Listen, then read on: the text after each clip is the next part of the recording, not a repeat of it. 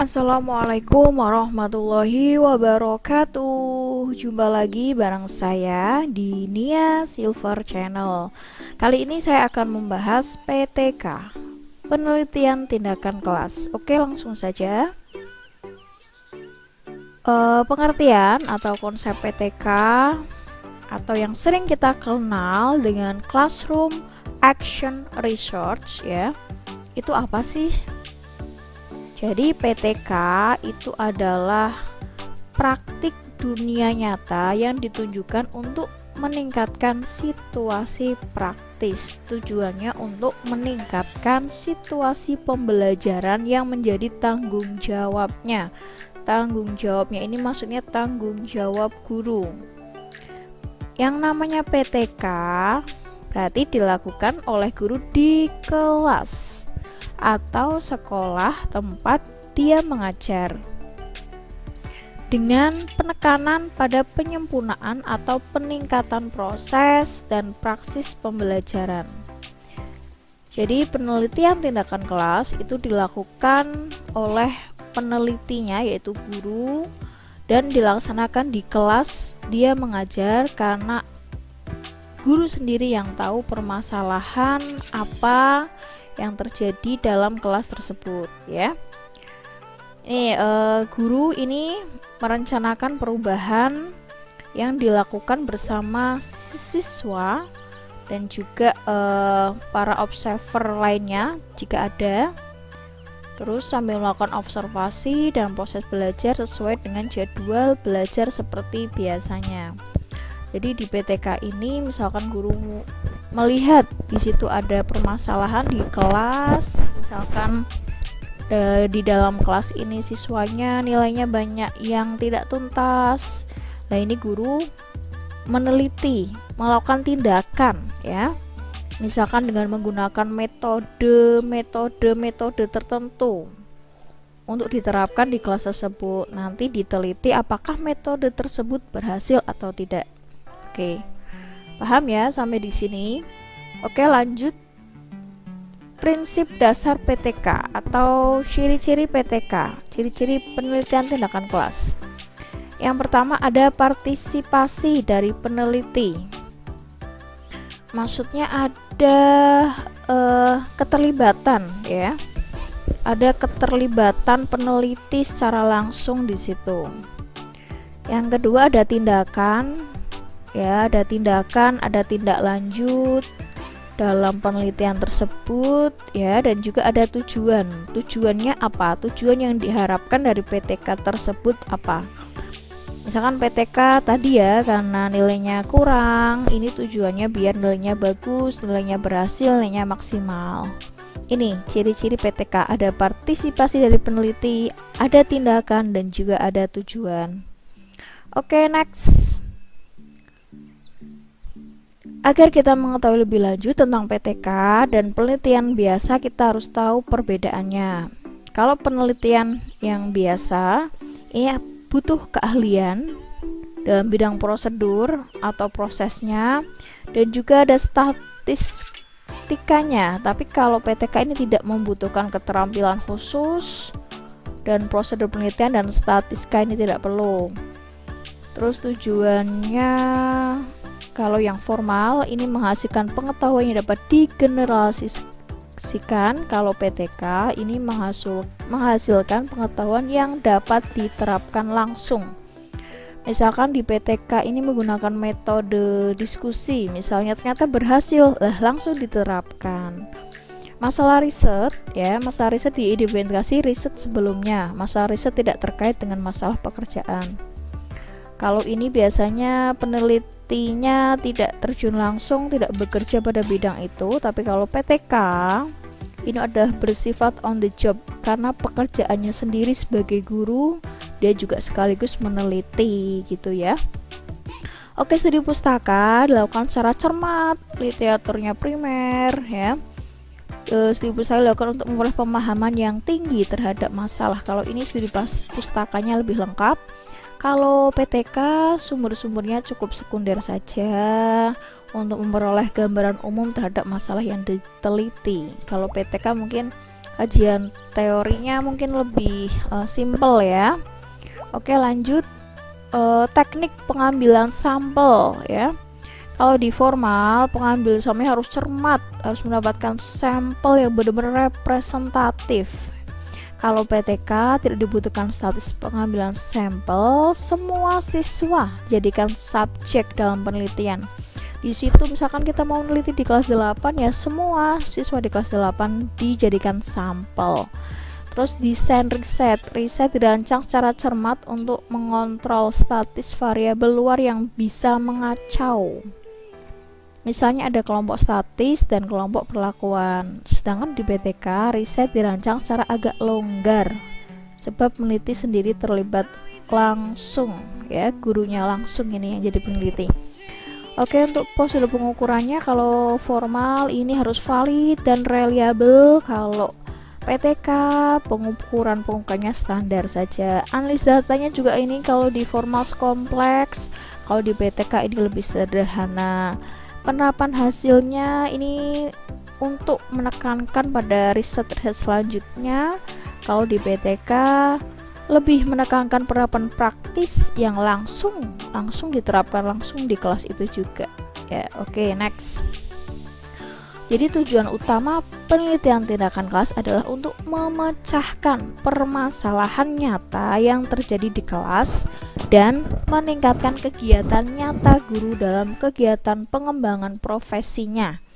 Jadi tadi ya, kalau di kelas itu ada masalah, siswanya nilainya belum banyak yang belum tuntas, ini guru langsung memecahkan masalah di situ, melakukan tindakan di situ, diteliti, setelah berhasil langsung diterapkan.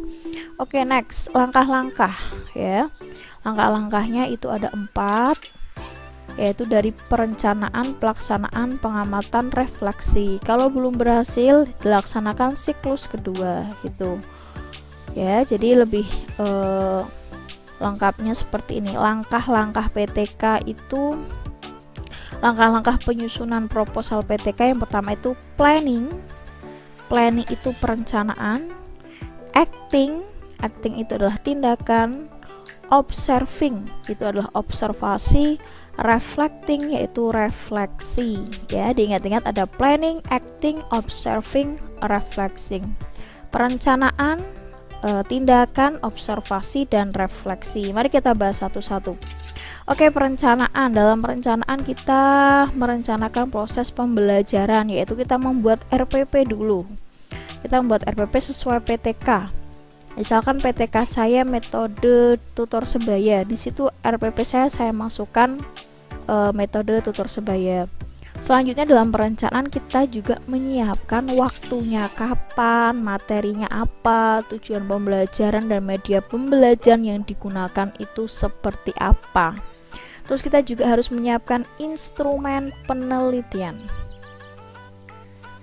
Next, dalam pelaksanaan ini kita melaksanakan kegiatan yang telah disusun pada tahap perencanaan.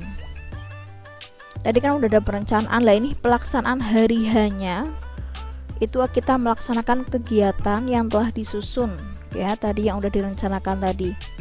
Dan yang kedua, kita melaksanakan pembelajaran sesuai metode PTK. Tadi ya, kalau metodenya tutor sebaya, saya melaksanakan tutor sebaya. Kalau metodenya mau diskusi ya, saya melakukan diskusi. Gitu ya. Next, pengamatan atau observasi.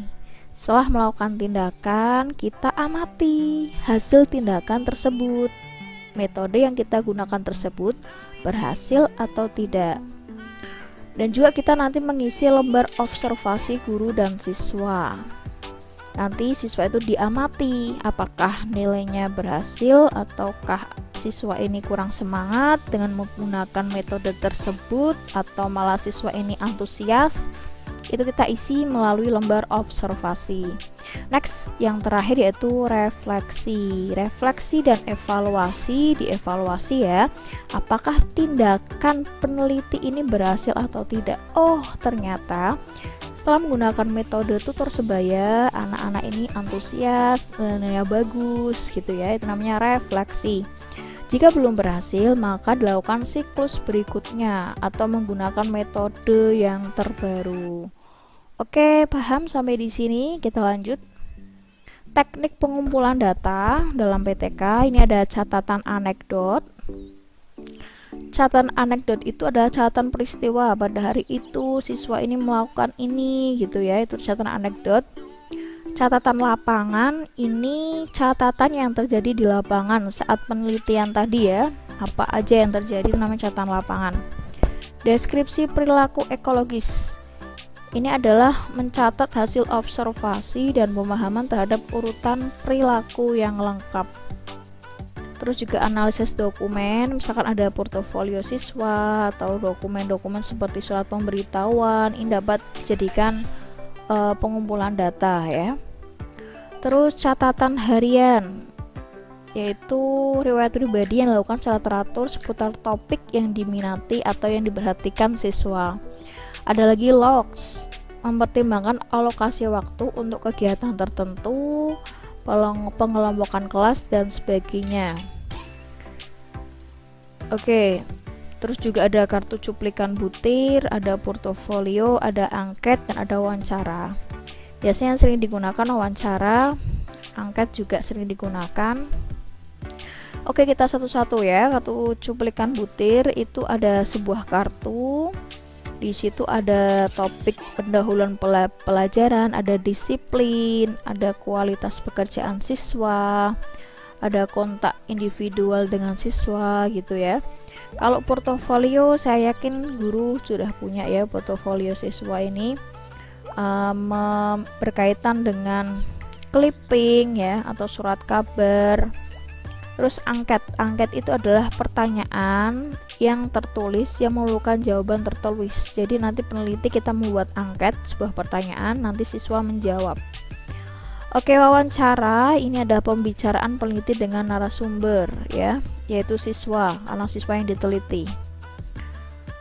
Atau bisa juga dengan metode sosiometrik, ini juga dilakukan di bimbingan konseling ya. Nanti individu ditanyai siapa teman yang disukai, siapa yang teman yang tidak disukai.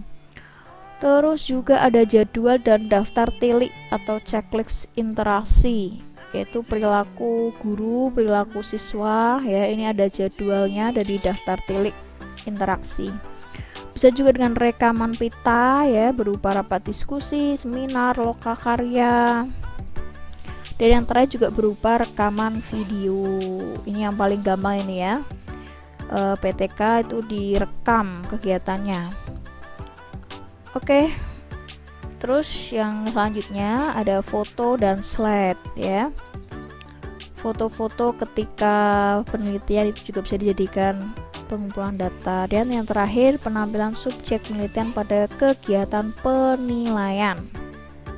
Ini untuk menilai prestasi, penguasaan, atau mendiagnosis kelemahan siswa.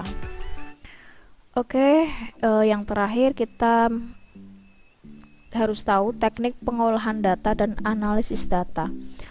Setelah kita udah menemukan pengumpulan datanya, sekarang data tadi kita olah ya, kita olah. Setelah kita olah, nanti kita tahu keberhasilannya.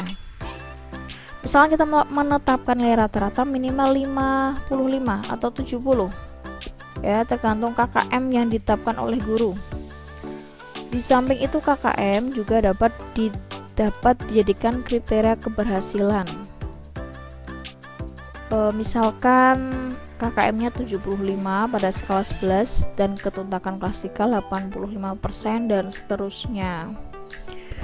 Setiap guru kan pasti punya KKM yang dijadikan acuan, nah itu bisa dilihat siswanya nilainya berapa, apakah sudah berhasil tuntas atau belum. Kalau ini menggunakan kuantitatif, kalau tadi kan kualitatif ya.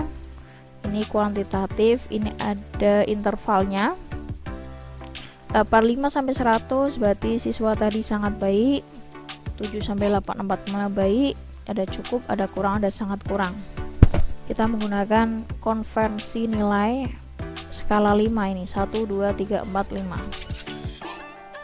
Oke, terima kasih. Semoga bisa bermanfaat buat teman-teman semua. Wassalamualaikum warahmatullahi wabarakatuh.